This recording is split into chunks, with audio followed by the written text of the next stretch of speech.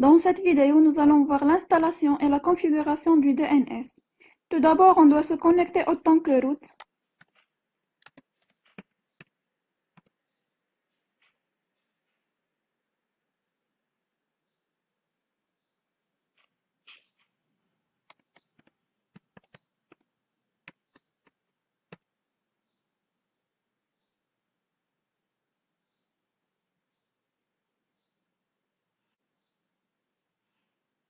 Ensuite, on va vérifier le nom et l'adresse de notre machine. On va vérifier le nom à l'aide de la commande hostname.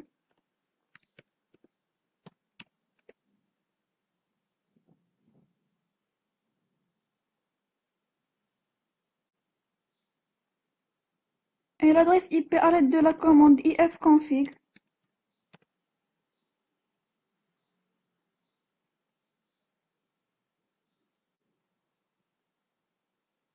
Maintenant, on va ouvrir le fichier resolve à l'aide de la commande cat /etc/resolve.conf.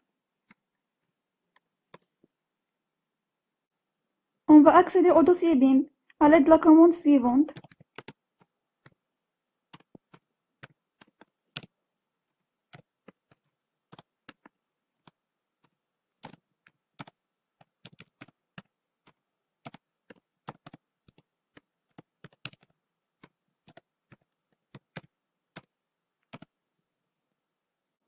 Nous allons installer bin à l'aide de la commande suivante.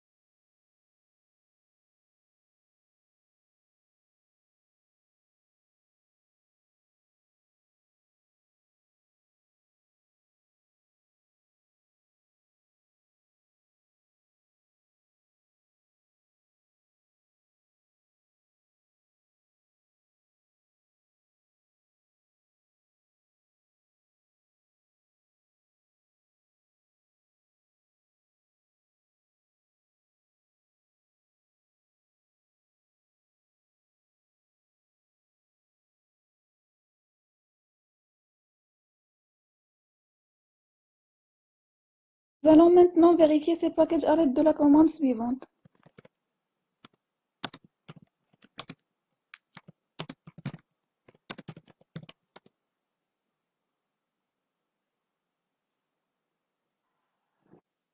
Maintenant, je dois accéder au fichier de configuration named.conf à l'aide de la commande gedit/etc/named.conf.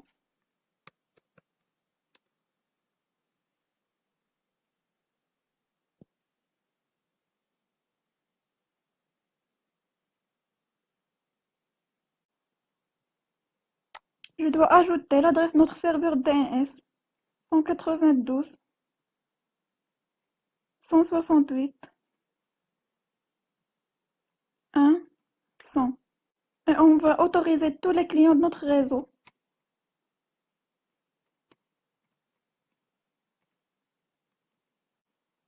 Maintenant, nous allons entamer la déclaration des zones.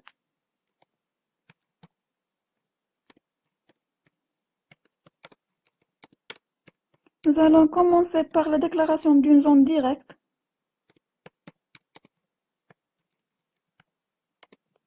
On va copier ce texte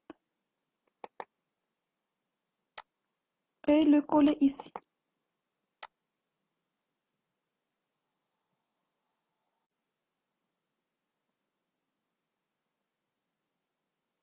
Le nom de notre zone, par exemple, groupe 1.ma.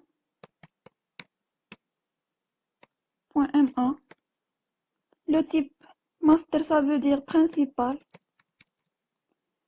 Et le fichier file.dir.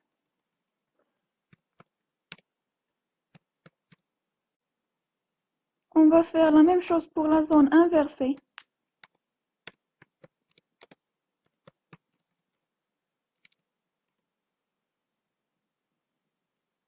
On va coller le texte.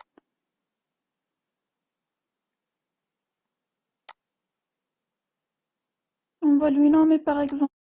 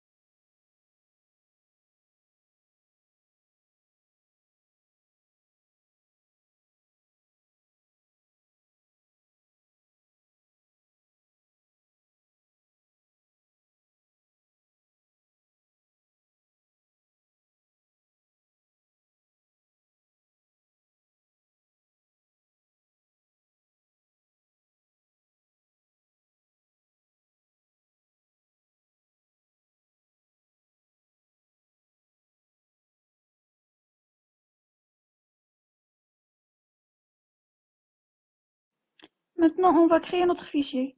On va se placer dans Named à l'aide de la commande suivante. On va lister son contenu à l'aide de la commande ls. Maintenant, on va ouvrir le contenu du fichier named.localhost à l'aide de la commande cat named.localhost. Et je vais copier ce contenu dans le fichier file.dir à l'aide de la commande cp named.localhost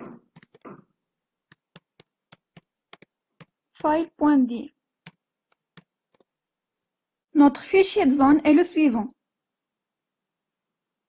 TTL-ND veut dire que la durée de vie de cet enregistrement est uniquement un jour. SOA, c'est la responsable de la réplication du DNS. C'est le nom de serveur. root.group.ma, c'est l'adresse email. Serial est le responsable de la réplication entre les secondaires et les principales. ND veut dire la période de la mise à jour.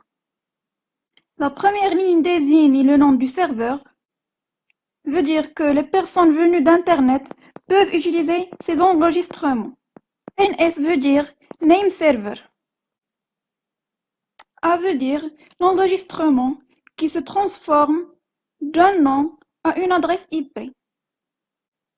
CNAME veut dire une machine qui peut avoir deux noms. Par exemple, je peux donner pour le web un autre nom, c'est www. MX veut dire un serveur d'échange et sa propriété est 10.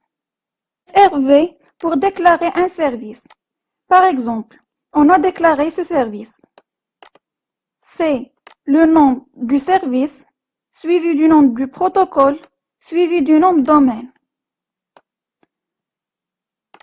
Le fichier suivant est le fichier de la zone inversée.